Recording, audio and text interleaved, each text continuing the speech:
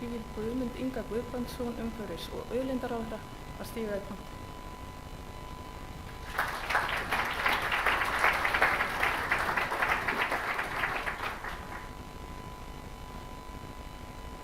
Já, komið sæl. Nú eru margar tölvur í pontunni og ég verði víst að gefast upp fyrir tækni við því að ræðan mín er frosinn, þannig að þið verðið að þola að ég tali blaðalaust hérna. Þetta getur komið fyrir þegar maður prentar ekki út, svona er umhverfisvænn. En mér langar að þakka fyrir að fá að koma hingað og ávarpa ársfund Náttúrufræðistofnunar Íslands. Náttúrufræðistofnun er auðvitað eina lykilstofnunum umhverfisráðuneytisins.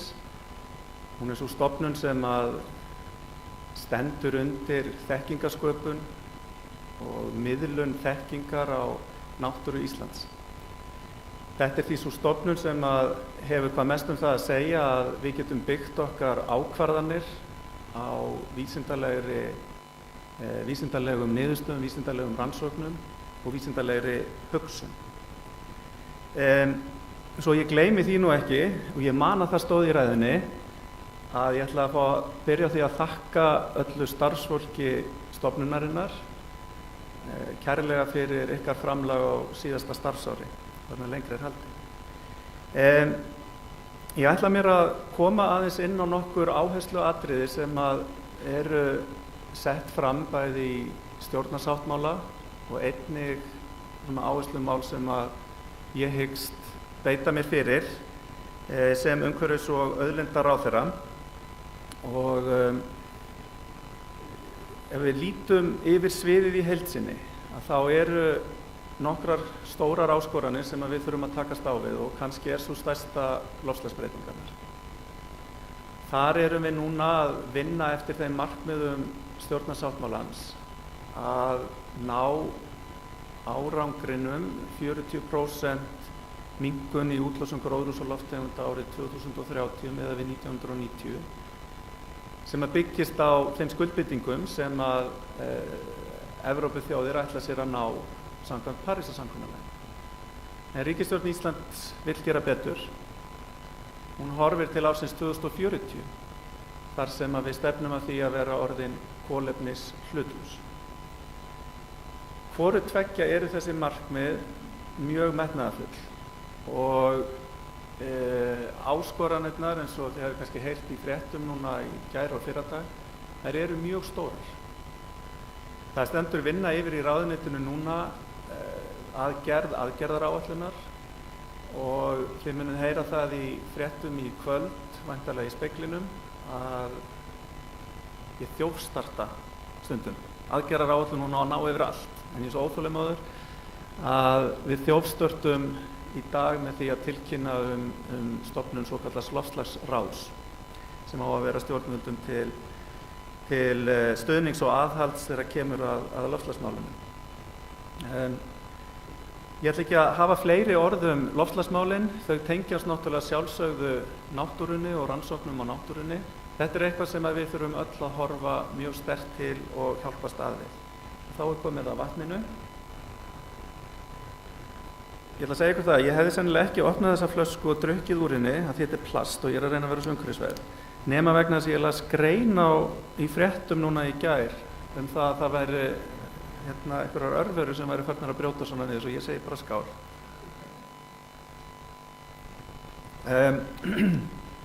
Mér langar að koma inn á þau atriði sem að tengjast náttúruvernd, bæði í stjórnarsáttmála og svo svona þær áherslur sem að ég vil mjög gjarnan leggja á þessu kjörtímabili. Og ætla ég að byrja þar á friðlýsingum. Í stjórnarsáttmálanum segir að átak verði gert í friðlýsingu þeirra svæða sem að þegar er búið að ákveða friðlýsa. Þetta eru svæði sem að heyra undir verndarflokk rammaáætlunar. Þetta eru svæði sem eru á náttúruverndaráætlunum 2003 til 8 og 9 til 13 ef ég man ártölin rétt, og aðrar friðlýsingar sem að setið hafa á hakanum. Þetta eru líka friðlýsingar það er það sem heyrir undir sem sagt, það sem á að vera í rauninni búið að gera. Og við erum byrjuð að setja vinnu, eða erum búin að setja vinnu í gangi í ráðuneytinu að hefja þetta. Þetta er forgangsatriði hjá okkur. Ofan á þetta kemur síðan þetta risavaxna verkefni sem að þjóðgarður á miðhálendi Íslands er. Og það er náttúrulega gæti orðið stærsta framlag Íslands til náttúruverndar nokkru sinni að mínu mati. Felur í sér gríðarleg tækifæri, ekki bara fyrir náttúruvernd, heldur líka fyrir byggðirnar í kringum miðhálendið og hinn efnahagslegu áhrif sem að þessu tengjast. Þá ber að sjálfsögðu að nefna B-hluta náttúruminjaskrár sem að ég veit að þið mörg hér inn í þessum sal hafi setið sveitt við að koma fram með tillögur til mín. Og það er eitthvað sem að ég hyggst þá reyna að koma í þingið í haust, allavega á næsta þingvetri, tillögum að B-hluta náttúruminjaskrár. Það áhersluatriði sem að ég ætla að leggja á í þessum málaflokki er náttúrulega í fyrsta lagi að klára þessar friðlýsingar sem á að vera búið, svona eins og það er hægt, og að auki miðhálendi þjóðgarður og eitthvað svona smáverkefni, nú er ég að grínast það sjálfsögðu. En það er áherslan sem ég vil leggja þarna er einfaldlega að við horfum í meira mæli á þá efnahagslegu hlið sem að fylgir friðlýsingu. Hvaða efnahagslegu tækifæri eru fólkin í því að friðlýsa náttúrusvæði á Íslandi? Við höfum eina rannsókn sem við kannum þetta, rannsókn sem fór fram hér á efnahagslegum áhrifum þjóðgarðsins Snæfellsjökuls, sem að sýna að hann er að skila 3,9 milljörðum í þjóðarbúið á ári, þar að verður 1,8 eftir á Snæfellsnesinu sjálfu. Eftir því sem við förum lengra frá Reykjavík, hér ég ráð fyrir að það verði meira eftir í byggðunum. Einfaldlega vegna þess að Snæfellsnesið er nálægt Reykjavík og margir sem að fara í dagsferðir þangað. Þannig í þessu ljósi að þá munum við hefja vinnu í sumar við að kanna efnahagsleg áhrif ákveðinna friðlýstra svæða og ég hyggst þá geta beitt þessari aðferðafræði til þess að jafnvel að geta spáð fyrir hvað getur gerst komið til friðlýsingar.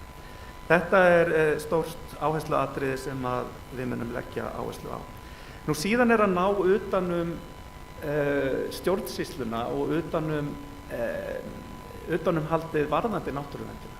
Hún er mjög dreifð í dag eins og þið þekkið. Hún er hjá fjöldamörgum stofnunum. Og markmiðið er að leggja fram frumvarp í haust nýja stofnun sem að heldur þá utanum verkefni náttúruverndar. Og hlakka ég til að geta komið þeim málaflokki öllum á einn stað. Nú í ríkisstjórnarsáttmálanum að það er kveðið sérstaklega á að bæta í landvörslu. Það er eitt af áhersluatriðum sem að ég set á oddinn núna. Ég vil nefna líka uppbyggingu innviða á ferðamannastöðum, ferðamannaleiðum og ferðamannasvæðum sem að við erum að vinna að núna með framlagningu annars vegar landsáætlunar til 12 ára inn á þingi, þingsályktun það, vernd náttúruminja og menningarminja á fjölsóttum ferðamannastöðum. En einnig 3 ára verkefnaáætlun í þessum málum þar sem að verið er að veita fjármagni í uppbyggingu innviða, í vöktun og rannsóknir og í aukna fagþekkingu. Og ég og ferðamálaráðherra skrifuðum undir sérstakan samning hvað varðar fagþekkinguna. Það er að segja, það er ekki sama hvernig við byggjum þessa innviðu. Þeir þurfa að falla sem best af því landslagi og þeirri náttúru sem að innviðirnir eru byggðir upp á. Ég vil nefna hér líka að villidýralögin þau verða tekin til endurskoðunar núna á þessu kjörtímabili og vonandi getum við ráðist í það sem allra fyrst. Eitt atriði enn er að ég hyggst taka upp vinnu í tengslum við aðildarríkjaþing Sameinuðu þjóðanna líffræðilega fjölbreytni eða samninginu líffræðilega fjölbreytni, að Ísland geti komið vel að málum þar hvað varðar markmiðssetningu til 2030 og taka til endurskoðunar þá verkáætlun eða framkvæmdaráætlun sem að sett var fyrir allmörgum árum eða ég mann 2010 ykkur í, nei, við munum þetta ekki, jú, nei. Það var þarna daginn, eins og maður segir, það var fyrir nokkrum árum, skiptir ekki öllu máli. Þannig að þetta svona ákveðin áhersluatriði, síðan hef ég mikinn áhuga á því að geta unnið að því að efla jarðfræði og jarðfræðirannsóknir á Íslandi. Nú, þá má spyrja sig, er þetta ráðherrann sem að kemur hér upp í pontu og lofar öllu fögru og svo gerist ekki neitt? Já, allavega er þetta ráðherra sem að virðist vera að lofa öllu fögru. En ég vil nefna það við ykkur að samkvæmt fjármálaáætlun sem er núna til umfjöllunar í þinginu, þá erum við að setja fjármagn í þennan málaflokk. Við erum að setja fjármagn í náttúruverndina. Við erum að auka fjárframlög til náttúruverndar á næstu 5 árum 7,5 milljarðar. Ég hef ekki séð þessu stað áður og meginhlutin af þessu fjármagni mun fara í að bregðast við ferðamannastraumnum, í innviðina, uppbyggingu þeirra, vöktun og annað slíkt í kringum það. Það munu fara fjármunir í friðlýsingar. Við settum þegar núna á fjárlögum 2018 í átaksverkefni 36 milljónir á ári í 3 ár. Og við erum að fá fjármagn inn í aukna landvörslu og við erum að fá fjármagn til þess að stofna þjóðgarð á miðhálendi Íslands. Og þetta þykja mér kannski mestu tíðindin sem að ég get flutt ykkur hér í dag. Við erum staðföst í því að gera góða hluti í þessum málaflokki, en til þess þurfum við líka aðstoð og hjálp ykkar alla. En það er allavega von á því að það komi einhverjir fjármunir inn í þennan málaflokk með þeirri fjármálaáætlun sem nú liggur fyrir. Þar sem að ræðan mín fraus og ég er komin upp í, held ég, 6 atriði af 7, þá ætla ég bara að hafa 7. atriðið sem eitthvað sem verður að bíða betri tíma, því ég hreinlega maður það ekki. Það verður að hafa sig og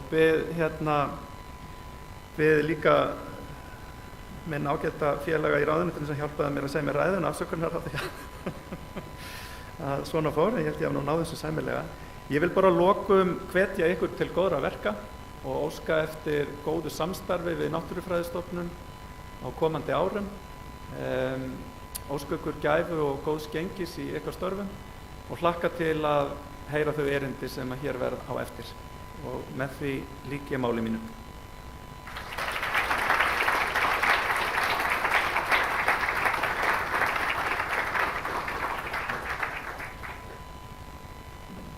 Takk fyrir Guðmundur. Nú vil ég biðja Guðmund Guðmundsson, starfandi forstjóra, að stíga í pontu.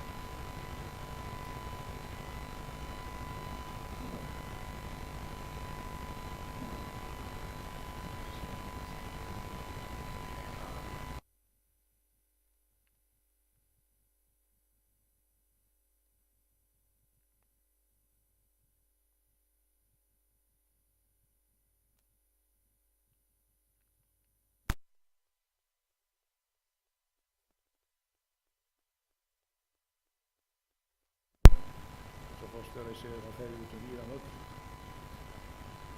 og fer svona aðeins yfir svona helstu þættina í starfseminni, en Náttúrufræðistofnun er sérstæðan kannski felst í því að hafa yfirlitsþekkingu íslenska náttúru. Og í lögum verksviðið þá er það skilgreint sem nokkuð vítt. Við höfum að stunda undirstöðurannsóknir í dýrafræði, grasafræði og jarðfræði og í tengslu við það að byggja upp og reka vísindasafn náttúrugripa, sýna og heimilda af náttúru.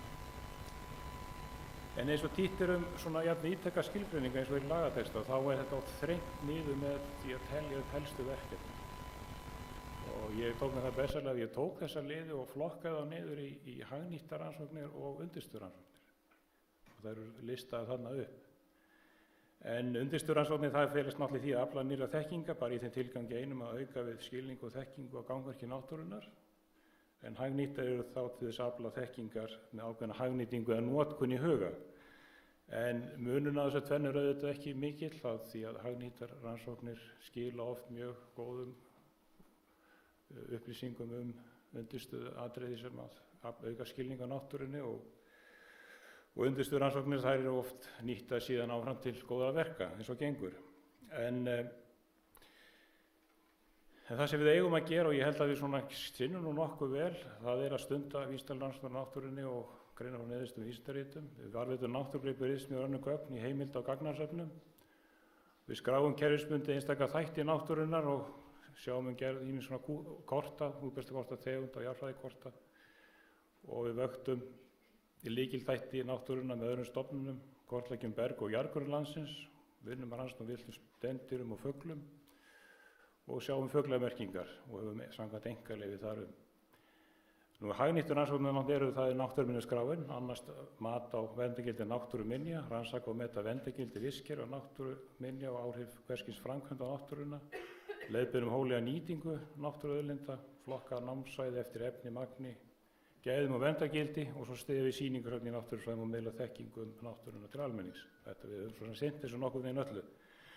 En áhersluatriðin á síðasta ári hafa mikið verið að sinna þeir skyldur sem fylgja náttúruverndarlögunum. Það er sem leggja hann til að neti verndarsvæða, einkum fyrir lífríkið, vöktunaráætlun fyrir verndarsvæði og lykilþætti náttúrunnar. Og við höfum að hafa umsjá með náttúruminjaskrá, lýsa og gera grein fyrir náttúruminja og meta þetta allt og skrá ítarefni gagnagrunna og birta svo aðgengilegan hátt. Og hluti þessi var það sem við lögðum til núna, það leggja til netvendarsvæða fyrir og verndarverkefni fyrir lífríkið og reynda jarðminjar líka, það er svona komið skemmra á veg. Og svo hefur við meta ákjósanlega verndarstöðu einstakra vistkerfa og þetta allt og válistarnir eru þetta hluti af því. En ástæðan fyrir því við gátum gert þetta var auðvitað þessi miklu verk sem var lokið á síðasta, 2016 reyndar og 2017 líka. Það er að segja að flokka allar vistkerfi á Íslandi í eitt heildrænt kerfi og síðan að meta mikilvæg fuglasvæði. Og þetta allt hefur verið notað sem grunnur að þessum tillögum sem eru lagðar nú til á B-hluta náttúruminjaskrár. En það eru víða gloppur í þekkingunni og þetta hefði aldrei verið hægt að gera þetta nema við hefðum haft þennan myndarlega styrk frá Evrópusambandinu þegar við sóttum að ganga inn í Evrópusambandið. En sá styrkur er nú reynar út runnin og eins og ég segi ítrekað þá þarf að halda þessu auðvitað áfram að kortleggja betur. Það eru eins og ég segi, það eru gloppur víða í þekkingunni og þetta er svona verkefni sem ekki lokið þó að við höfum vissulega náð svona þessum mikla áfanga. En næsta markmiðið þetta er að koma á, það eru skráningar á jarðminja og það þarf sambærilegt átak til að ljúka því verki eins og var gert fyrir lífríkið. Og ég veit ekki hvort við höfum að sækja aftur aðild að Evrópusambandinu og fá annan IPA-styrk. Ég kemur svo framfæri Guðmundur en þetta kannski ekki tímabært. En við nákvæm jarðminjaskráning á samt jarðfræðikortum, hún nauðsynleg forsenda til þess að setja meta verndargildi jarðminja og leggja til netvendarsvæða sambærilegan hátt og gert það fyrir lífríkið. Og markmiðin eru auðvitað að varðveita skipuleg heildarmynd af jarðfræðilegum ferlum og fyrirbærum og gefa þannig samfellt yfirlit yfir jarðsöguna og vernda jarðminjar sem eru einstakar á lands- og heimsvísu. Og ég held að mér sjóðu þetta fullir það að mikið af því jarðminjar sem eru í Íslandi eru einstakar á heimsvísu. Þetta er mjög sérstakur staður í því tilliti. En á þessu árið þá ætlum við að leggja fram áætlun kortlagningu og mat á skráningu jarðminja. Og það þarf lágmark held ég að ráða 2 starfsmenn í þetta til að það komist eitthvað svona skriðþungi á þetta mál. Við erum með svona kannski alveg nóg vel mönnu til að fara í þetta. Nú svo það jarðfræðikortin að við leggjum til að fara í þessa jarðfræðikortagerð og gera þetta núna myndarlega og við ætlum að kortleggjast 1/25.000 til 50.000 ef við ætlum að gefa þetta út 1/100.000. Og þetta mætir þörfum við rannsóknir og skipulag og náttúruvernd, en það sem við leggjum áherslu á að það er það sem þau svæði sem eru utan gosbelta og jökla. Ísor að kortleggja mikið það sem inn á gosbeltinu, en það raunverulega þetta sem út af stendur. Þetta eru 51.000 ferkilometrar sem við þurfum að setja svolítið kraft í og með við núverandi mannaflegi voru meira svona í gamni en alvöru við Kristján að velta virku hvað við höfum lengi að þessu með núverandi tækjum og mannskap að það tekið svona 150 ár. Það er ekki nógu gott.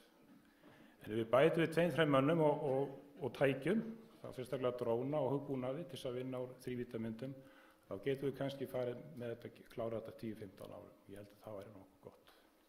Þetta kannski ekki alveg svona kannski að bæta endalaust við fólki, því ef að 10 manns eru, kannski, þeir eru ekki kannski 10 mínútur hella upp á kaffi ef einn maður er 15 mínútur, þetta er kannski ekki alveg svona, en við þurfum, það þarf meira fólk í þetta að gera þetta. En ég get ekki stillt mig að nefna líka þetta umsagnir og erlent samstarf. Þetta er sífellt að verða fyrirferða meira í starfi stofnunarinnar og það eru bæði náttúruverndarlögin, þau kveða á verulega aukið umsagnahlutverk í náttúrufræðistofnun og heldur en var í eldri lögum, og umsagnir frummatsskýrslur framkvæmda aðila vegna mats- og umhverfisáhrifum, þær eru að koma inn og umsagnarbeiðnum er sífellt að fjölga og þetta er eiginlega orðið bara nánast fullt starf og meiri en það. Og svo sjáum við okkur verið falið umsjón við framkvæmd alþjóða samstarfssetu í samstarfsnefndum að setja umhverfis- og náttúruverndar og það fylgir þessu fjármagn sem er mjög gott en það er svona kannski ekki í alveg öllum tilfellum sem það er og það þyrfti kannski aðeins svona að fara betur yfir það þegar við göngum frá rekstraráætlun fyrir næsta ár. En til að sinna öllum sem verkum þá þurfum við náttúrulega húsnæði, við þurfum mannskap, við þurfum tæki og við þurfum fé. Og við stöndum ágætlega held ég í húsnæðismálum. Þetta eru með 3 starfsstöðvar, það eru hérna í Garðabæ með 3500 fermetra þar, það eru 36 starfsmenn og Akureyri erum við með rúma 1100 fermetra í húsnæði og svo Breiðdalsvík tæpir 1000 metra í húsnæði. Ég held svona vænt þriðjungur af þessu húsnæði fer undir vísindasöfnin, rannsóknarsöfnin. Þetta Borgarnasafnið á Breiðdalsvík, það bara 1 starfsmaður, við þyrftum helst að hafa annan. Og þetta svona, eins og ég segi, við erum 47 núna í dag, okkur eru fækkað mikið síðastliðin 4 ár og stöðugildin eru 44. Það eru sumir í hlutastarfi sem við þetta. En þetta er rekstrarféð.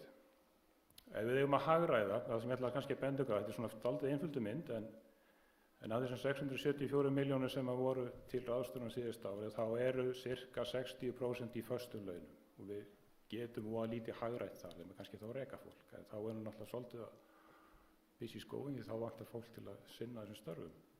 Húsnæðiskostnaður 25%, það er ekki hægt að hagræða það, þetta er allt fast. Við fáum þetta auðvitað bætt framlög samræmi við þann kostnað og svo annar rekstrarkostnaður, skrifstofa, tölvur og slíkt, þetta 11%. Þessi rauða eða appelsínugula sneið þarna, útivinna 3%. Mest af þessu er styrkjafé sem kemur úr veiðikortasjóði og fyrir útselt verkefni og annað. Þannig við höfum mjög lítið svigrúm til að fara í svona það sem ég kalla undirstöðurannsóknir, að kortleggja jarðgróður landsins og við þurfum bara að fara betur yfir þetta og styrkja þennan grunn, svo að sé hægt að sinna þessu. En mannauðurinn, hér hann. Ég tók mig til að ganni og skoðaði hérna, gat ekki stillt mig þetta er svona skipt í aldursbil og við erum á nasi gömul. Bílarnir eru líka gamlir og við þurfum að fara að endurnýja. Það við erum að ráða núna í 3 ný störf núna, þannig að þetta vonandi verður nú einhver endurnýjun og eitthvað ungt fólk kemur inn. Sjálfur ég komin í þennan virðulega 17 manna hóp þarna með 60 ára og eldri. En þetta eru vissulega það hlutist þarf að huga að en ég vona að við getum bætt við fleira fólki þá það yngri kantinum og þá lítið þetta betur út. En staðan sem sagt, í stuttu máli, húsnæðismáli þau eru ágætt. Ég held að við bara þakka ríkisstjórninni fyrir það að hafa stutt vel við okkur í því að svo ég sé nú ekki bara skammast. Þetta bara búum ágætlega að húsnæðismálum. En tækjabúnað þarf að endurnýta, eins og ég segi, fjöldi starfsmanna eiginlega undir lágmarki. Það eins og ég segi, síðustu 12 árum síðustu 4 mánuð, það hefur fækkað 12 og það munar það mest að IPA-styrkurinn sem við fengum við Evrópusambandið, hann rann út og fólk hefur fækkað samkvæmt því svona í nokkurn veginn í takt. Og eins hefur rekstrarfé, það hefur líka dregist saman undir 4 og það skýrist líka af þessum IPA-styrk. En þannig eins og ég segi, ef við ætlum að hafa fullan skriðþunga í þessu Guðmundur og gera allt lofaðir að þá þurfum við að ræða saman núna fljótlega þegar það kemur að gera rekstraráætlun. Og svo segi ég bara takk fyrir mig.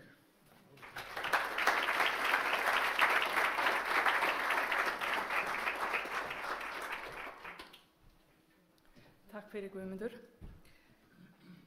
Þá komið að ávarpi Sindra Gíslasonar, forstöðumanns Náttúrustofu Suðvesturlands. Erindi hans nefnist framandi sjávarlífverur við Ísland, staðan í dag.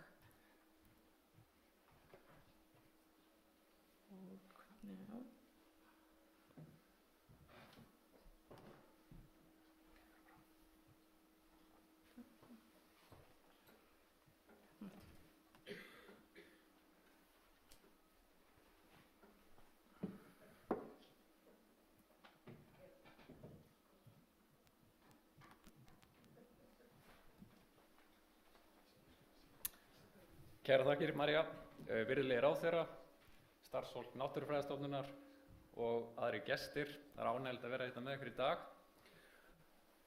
Ég kem hérna sem fulltrúi samtaka Náttúrustofa og ég ætla svona rétt aðeins að tala náttúrustofunar. Þær eru 8 talsins og hér sjáið þið skiptingu starfssvæðanna og hvar aðalaðsetur stofuna þar sem merki hverja stofu En starfsstöðvar Náttúrustofuna eru 15 talsins.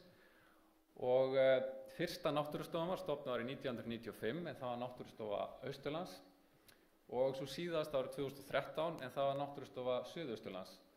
Og í heildina starfa 34 starfsmenn á náttúrustofunum, auk sumarstarfsmanna. Og þessir starfsmenn eru flestir menntaðir, háskólamenntaðir í náttúrufræðum og þannig að það hefur aukið á fjölbreytni starfa og menntunarstig á landsbyggðinni og hefur auk þess haft jákvæð byggðaleg áhrif. Og verkefni Náttúrustofunnar eru mjög fjölbreytt og mjög fjölbreytt verkefni sem komið inn á borð hverja náttúrustofu, en hver náttúrustofa svona með sitt sérsvið. Og ég ætla að tala svona það sem hefur okkur verið mjög hugleikið á Náttúrustofu Suðvesturlands, en það einmitt framandi sjávarlífverur við Ísland. Og ég ætla svona að ræða við ykkur stöðuna í dag í þeim málum. En fyrsta skilgreiningunum, hvað framandi sjávarlífvera? Það eru tegundir sem nema land utan náttúrulegs útbreiðslusvæðis og eru fluttar annaðhvort fluttar af mannavöldum, vísvitandi eða óviljandi. Nú framandi lífverur geta orðið ágengar og það eru þessar tegundir sem hafa mikil og langvarandi áhrif á landnámssvæði og hafa þá áhrif á umhverfi, til dæmis skerðingu á líffræðilegu fjölbreytileika, hafa áhrif á efnahag eða heilsu manna. Nú ágengar framandi lífverur ekkert smámál. Þetta næstmesta ógnin við líffræðilegan fjölbreytileika á heimsvísu á eftir búsvæðaeyðingu. Og ef við förum svo yfir ástæður og flutningsleiðir fyrir framandi lífverur, þá fyrst að nefna skipaskurði. Við þekkjum öll dæmin eins og Panamaskurðinn og Súesskurðinn, þar sem tugir tegunda hafa borist á milli. Svo það eldi á sjávarlífverum. Tegundir eru fluttar á milli landa til eldis, sleppa út og nema land. Nú flutningu með lifandi sjávarafurðum. Þarna flytja oft flökkutegundir með ásætur, sníkjudýr, sýklar með dýrum sem eru hugsuð í eldi til dæmis og þarna til dæmis tegundir sem hafa borist með eins og evrópska ostrunni, þörungur, Codium fragile sem mjög skæð þörungategund og við borist víða. Svo það flutningur að yfirlegu ráði og þarna þekkjum við hvað best kannski dæmi kóngakrabbann sem flutti var á Rússum í Barentshaf. Svo það óviljandi flutningur og þarna eins og gæludýr og kannski eitt þekktast dæmi þar rauði ljónfiskur sem á sér fáa óvini og mjög mikil plága þar sem hann efstur í fæðukeðjunni. Nú svo það flutningur með skipum og þarna kjölfestuvatn og flutningur á skipskrokkum. Og jú, þetta aðal flutningsleiðin í dag. En skipaumferð, ef við bara tölum hana, þá hefur hún fjórfaldast frá árinu 1990. Og 80% allra flutninga á vörum í heiminum í dag fer fram á sjó. Og í dag talið að 5 til 10.000 tegundir sé að berast milli hafsvæða heiminn daglega. Og helsta flutningsleiðin kjölfestuvatn. Hérna sjáum við svo kort sem sýnir hvaða svæði í heiminum er að verða fyrir hvað mestum áhrifum af framandi sjávarlífverum. Þarna sjáum við eins og Hawaii-eyjar, vesturströnd Bandaríkjanna, Eystrasaltið, Miðjarðarhaf og Svartahaf. En hverjir eru svo helstu hópar framandi sjávarlífvera? Hérna sjáum við þá, krabbadýr eru stærsti hópurinn, þá koma samlokur, þörungar, fiskar, liðormar, plöntur og holdýr. Á Íslandi eru 16 tegundir sem við skilgreinum sem framandi tegundir sem hafa borist hérna á síðustu áratugum. Þarna eru 4 tegundir krabbadýra, 2 tegundir samloka, 3 tegundir plöntusvifs, 3 tegundir stórþörunga, 2 fisktegundir, 1 holdýrategund og 1 tegund möttuldýrs. Hérna sjáum við svo allar tegundirnar samankomnar.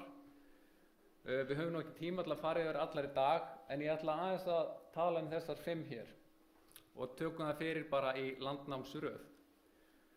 Fyrst skal nefna flundruna, en hún á náttúrulega útbreiðslu í norðaustur Atlantshafi og fannst fyrst hér við land árið 1999 við Ölfusárós og síðan þá hefur hún breiðst hratt landið og finnst frá suðausturhorni norður í Eyjafjörð.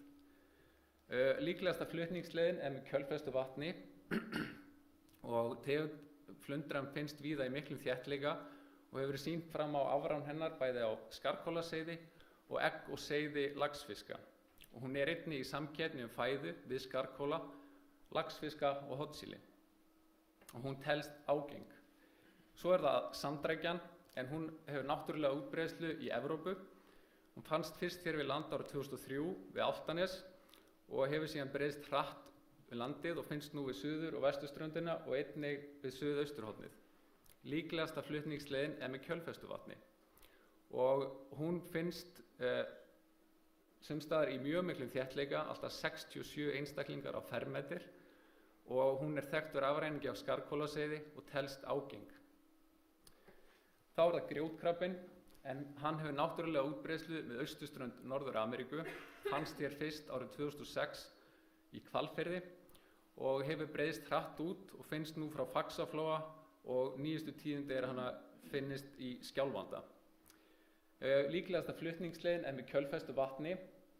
Þetta rannsóknir okkar hafa sýnt að hann finnst í miklum þéttleika á kjörbúsvæði, alltaf hálfu krabbi á fermetr og þetta er stór krabbi og alæta, þannig að það er alveg á hreinu að hann hefur ykkur áhrif og það er líklegt að hann sé orðinn eða verði ágeng lífvera. Svo er það glærmöttull, hann hefur náttúrulega útbreiðslu í norður Atlantshafi. Hann fannst fyrst hér árið 2007 við Straumsvík og hefur aðeins fundist við Suðvesturland, en það hafa svo sem ekki verið leitað á hann annars staðar enn sem komið er. Líklegasta flutningsleiðin er með skipskrokkum og þetta er þekkt ágeng framandi tegund annars staðar, en við vitum ekki hver áhrifin verða hér, en mögulega neikvæð áhrif er til dæmis á kræklingarækt og fiskeldi. Þá er það griphveljan, en hún hefur náttúrulega útbreiðslu við austur- og vesturströnd Ameríku, við Kamtjanka og Japan. Fannst fyrst hér árið 2008 við Álftanes, en það var aðeins staðfest, ég fekk staðfestingu á því fyrir rúmu ári síðan að þetta væri vissulega þessi tegund. Líklegasta flutningsleiðin er með kjölfestu vatni og áhrifin eru óþekkt, en við vitum að þetta er afbrigði af tegundinni sem er eitrað. Það eru 2 afbrigði af tegundinni, annars vegar sem finnst við Ameríku og hins vegar við Japan, og sú sem er eitruð finnst við Japan. Nú erum við búin að fara í 5 af þessum 16 tegundum og við höfum bara ekki tíma til að fara yfir fleiri, en ef þið endilega kynnið ykkur tegundirnar á vef Náttúrustofunnar, þar eru upplýsingar um allar tegundirnar, þar sjáum við helstu upplýsingar, mynd af hverri tegund og núverandi útbreiðslusvæði. En sem sagt helstu flutningsleiðirnar til Íslands eru með kjölfestu vatni, á skipskrokkum og með eldisdýrum. Og með hækkandi sjávarhita á undanförnum árum hefur tækifæri fleiri og fleiri tegundir aukist til að nema hér land. En hvernig erum við að bregðast við? Með kjölfestu vatnið þá tók sem betur fer í gildi reglugerð árið 2010 sem tekur á kjölfestuvatni og nú er óleyfilegt að losa kjölfestuvatn ómeðhöndlað innan efnahagslögsögu Íslands og öll skip verða sem sagt að halda kjölfestu dagbók. Með skipskrokkana það er ekkert verið að gera í þessum málum og er flutningur lífvera með þessu móti því algjörlega óhindraður. Með eldisdýr þá hafa verið reglugerð í undirbúningi í mörg ár en hún hefur ekki enn litið dagsins ljós og bíðum við bara mjög spennt eftir að það gerist. En varðandi innflutning, eldi og ræktun framandi tegunda hefur langan tíð þótt mjög spennandi. Og hérna sjáum við lista yfir þær tegundir sem hafa verið fluttar inn til landsins, fengið sérst leyfi. Þetta eru 11 tegundir og fyrstu 2 dálkarnir sýna tegundina, 3. dálkurinn sýnir hvenær hún var fyrst flutt inn og síðasti dálkurinn sýnir heildarfjölda sem hefur verið fluttur hingað til lands. Og þetta fer alveg upp í milljónir, eins og þið sjáið. Nú, frekari upplýsingar þessar tegundir er hægt að finna í ársskýrslu dýralæknis fisksjúkdóma sem kom nýverið út. Framandi tegundir hafa verið vinsæll fréttamatur og við sjáum fréttir eins og barraeldið, styrjueldi, sæbjúgu, sæeyru, senegalflúru og evrópska humarinn. Þetta leitar allt í fréttir og vekur mikla athygli. Eins er það Kyrrahafsástran og hugmyndir að rækta kóngakrabba. Þarna verðum við að hugsa okkur mjög vel Ef að þessar tegundir sem geta lifað hér hasla sig völl, þá er ekki aftur snúið og það geta borið þessu ásætur, sníkjudýr og sýklar. Og tökum sem dæmi bara Kyrrahafsástruna sem núna búið að flytja yfir 3 milljónir einstaklinga til ræktunar í sjó hér. Hún hefur verið flutt til 66 landa utan útbreiðslusvæðis. Þetta er harðgerð tegund. Hún þolir sjávarhita frá -1,9 gráður til 29 gráður. Og það hafa flust tugir tegunda með henni heiminn og bara í Frakklandi einu yfir 20 tegundir. Og sem dæmi bara tegundir sem hafa borist með henni er eins og þörungar. Allar þessar þörungategundir getur til dæmis lifað hér. Svo er það sníkjudýr, vírusar og frumdýr. Og svona almennt séð með flutningi á svona framandtegundum, sýkingar og sníkjudýr þurfa ekki endilega að vera bundna við þessa lífveru sem flutt inn. Það geta borist í aðra lífverur og haft áhrif. Þannig að við verðum að hafa þetta hugfast. En hvernig er lagaumhverfið í þessum málum? Jú, við höfum lög innflutning dýra. Samkvæmt þeim segir að óheimilt að flytja til landsins hvers konar dýr, tamin eða villt, svo erfðaefni þeirra. En þrátt fyrir innflutningsbann er heimilt að flytja til landsins lifandi fisk, krabbadýr eða linddýr frá eldisstöð óháð þroskastigi, þar með talin hrogn og svil að meðtöldum dýrum sem lifa upprunalega villt en eru ætluð til eldis í eldisstöð, enda skal innflytningarins háður skilyrðum reglugerða sem ráðherra setur að fengnum umsögnum. Og þetta eru umsagnaraðilarnir. Það er Matvælastofnun, Fisksjúkdómanefnd, Hafrannsóknastofnun og Erfðanefnd landbúnaðarins. Svo höfum við lög náttúruvernd og í 10. kafla er talað innflutning og dreifingu lifandi framandi lífvera. Og þar segir ráðherra skipar til 4 ára í senn 6 manna nefnd sérfræðinga sem skal vera stjórnvöldum til ráðgjafar innflutning og ræktun framandi tegunda og dreifingu lifandi lífvera. Og sérfræðinganefndin, hún er svona skipuð. 1 fulltrúi frá Náttúrufræðistofnun, 1 frá Landbúnaðarháskólanum, 1 frá Líf- og umhverfisvísindastofnun Háskóla Íslands, 1 frá Hafrannsóknastofnun, 1 frá Skógræktinni og svo 1 frá Landgræðslunni. Þá höfum við reglugerð innflutning gæludýra og reyndar hunda sagðist líka, en það er annað. Og þar er talað innflutning skrautfiska og vatnadýra.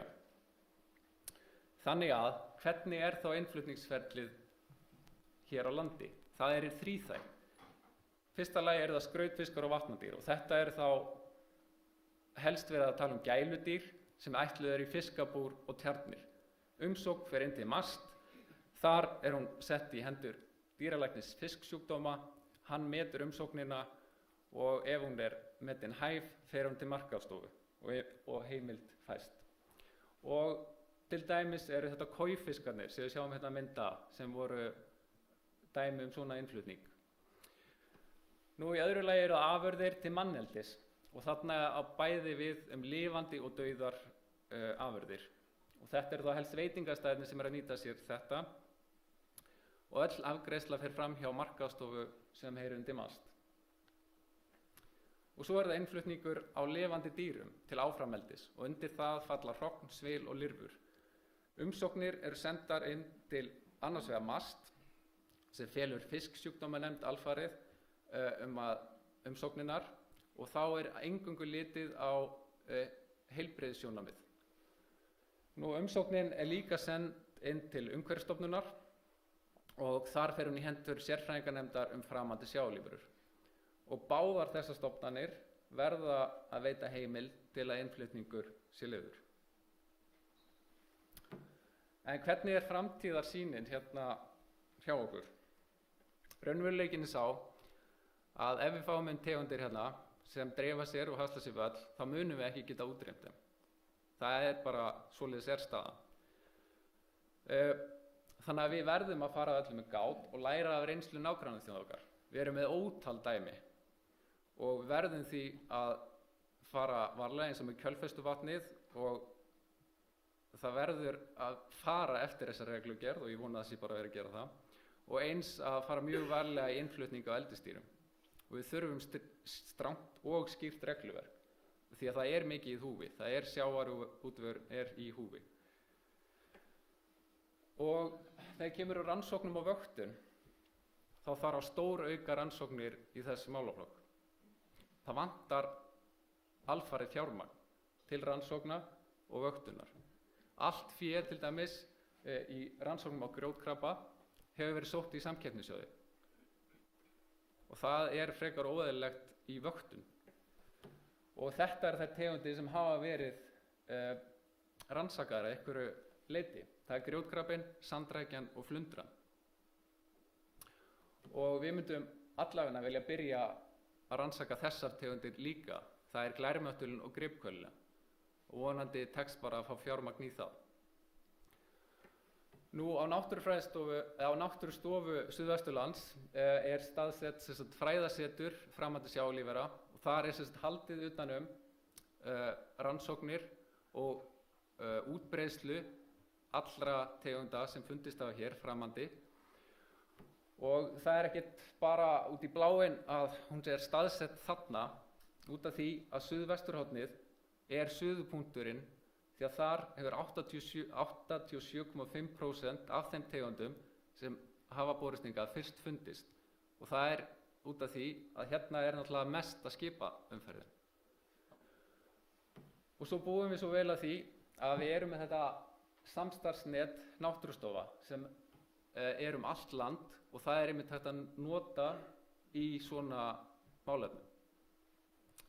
Ég þakka bara fyrir mig.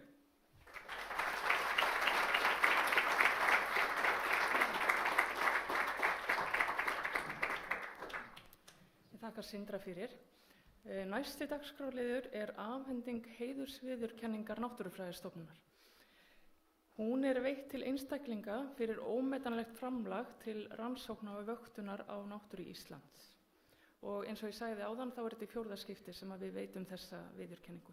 Ég vil biðja Guðmund A. Guðmundsson að koma hingað upp á svið og hann ætlar að stýra þessari athöfn.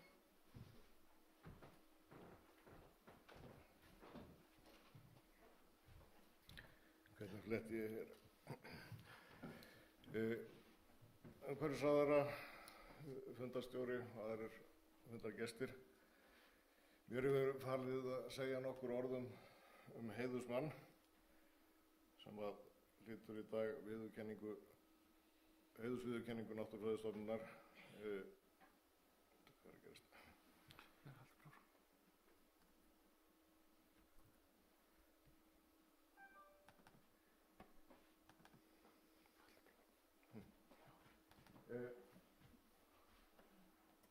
Vantar hérna nokkrar glærur. Maðurinn sem við erum að ræða Vestmannaeyingurinn Óskar J. Sigurðsson, eins og þið sennilega þekkið hann betur, Óskar í Stórhöfða, sem fæddur í Stórhöfða og er þriðja kynslóð vitavarða þar í beinan karllegg. Hérna á þessari mynd sjáum við þróun fuglamerkinga á Íslandi í fjöldatalið, fjölda fuglamerktra, og það sem stingur í augu er mjög há súla aðeins vinstra megin við miðja mynd, og það er árið 1953 og þá gerðist tvennt í fuglamerkingum og sögulegt. Annars vegar kom hingað í annað sinn Sir Peter Scott og merkti heiðagæsir, svo margar að umsýsla Náttúrufræðistofnunar á fuglamerkingum hrundi og náði sér ekki fyrir með tölvuvæðingu 40 árum síðar, en það voru merktar 9.000 heiðagæsir. Og hitt sem að gerðist árið 1953 var að það spurðist til Eyjapeyja sem hafði áhuga á fuglum og gæti verið tilkippilegur í merkingar. Og það er maðurinn sem við erum að heiðra, en hann hefur merkt síðan 1953, en hann hætti merkingu 2014. Það eru merkt 92.135 fugla, eða 13% allra merktra fugla á Íslandi, eða 1 af hverjum 7. Það er gífurlegt framlag. Hvað er að gerast hérna?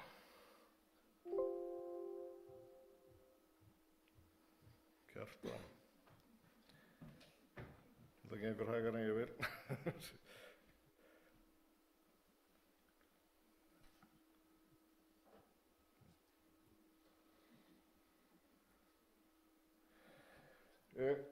Hér er Óskar vitavörður í Stórhöfða. Hann var aðeins 15 ára gamall þegar hann hóf merkingar og tók síðan við vitavarðastarfi í Stórhöfða og sinnti því í 42 ár og hélt síðan áfram merkingum til 2014, og hann hefur hlotið margvíslega viðurkenningu fyrir, meðal annars eina íslensku fálkaorðu, riddarakross hinnar íslensku fálkaorðu 1997. Hér sjáum við í rauðu hans framlag til svo borið saman heildarfjölda merktra fugla, og þetta eru að meðaltali 1500 fuglar á ári sem hann merkti öll þessi ár. Og rétt til þess að sýna hvar fuglarnir hans hafa farið víða, þá er þetta allar endurheimtur utan Vestmannaeyja, eða meira en 20 km frá Vestmannaeyjum eða Stórhöfða, og sýnir dreifingu þeirra allt umhverfis Atlantshafið. Og þetta eru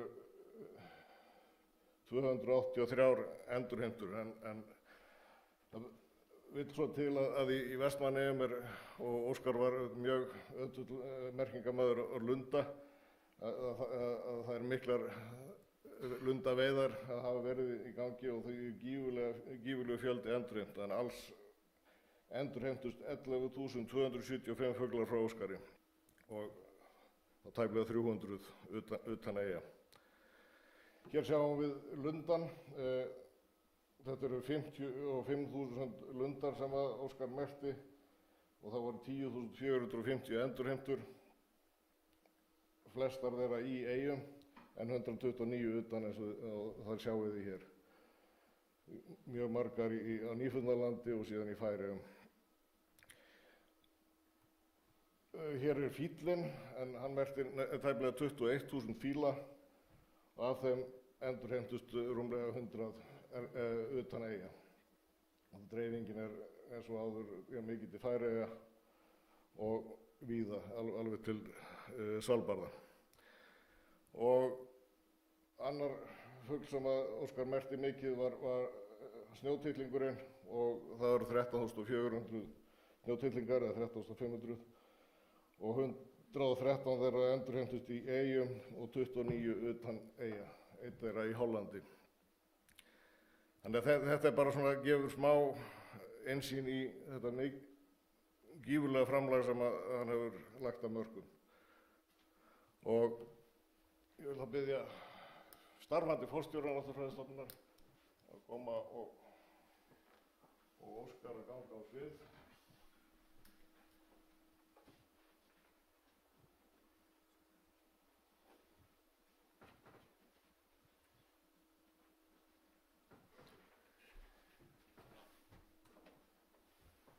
Já, það er víst venja að afhenda þig hérna svona verðlaunagrit, þetta er útskorið hratt og heiðursskjal með og svo ætla ég líka að færa þér blóm.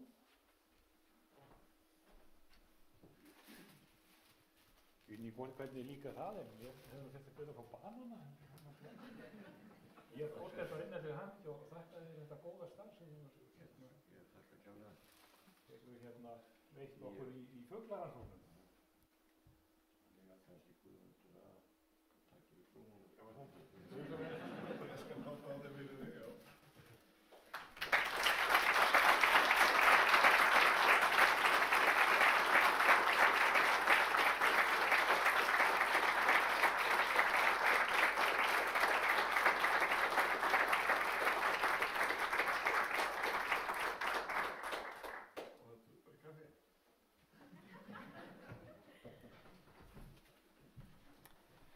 Já, við óskum Óskari J. Sigurðssyni innilega til hamingju. Þá er komið að stuttu kaffihléi. Við ætluðum samkvæmt dagskrána að byrja aftur klukkan 10:45 en við skulum hefja leik 10:50 stundvíslega. Gjörið svo vel.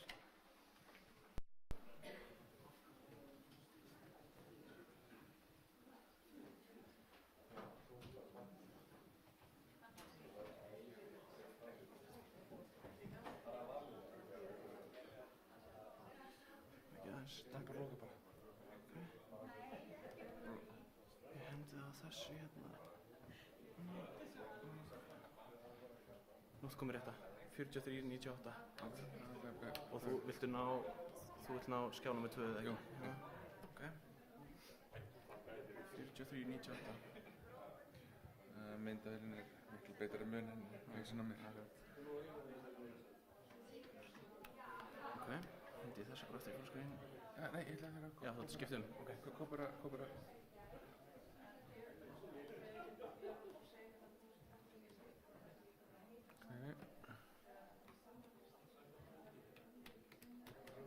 Fljósa eitthvað? Vortum að fljósa til það? Nei, það var bara að því að ég er að gera þetta svolítið öðruvísi. Verndun, það er þetta neðst að.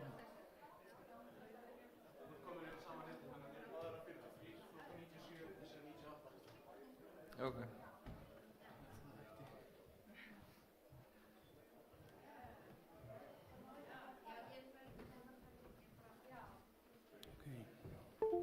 Það er, næja, það þarf nú alltaf að opna þetta. Við ekki bara standa saman. Já, alveg að deyja.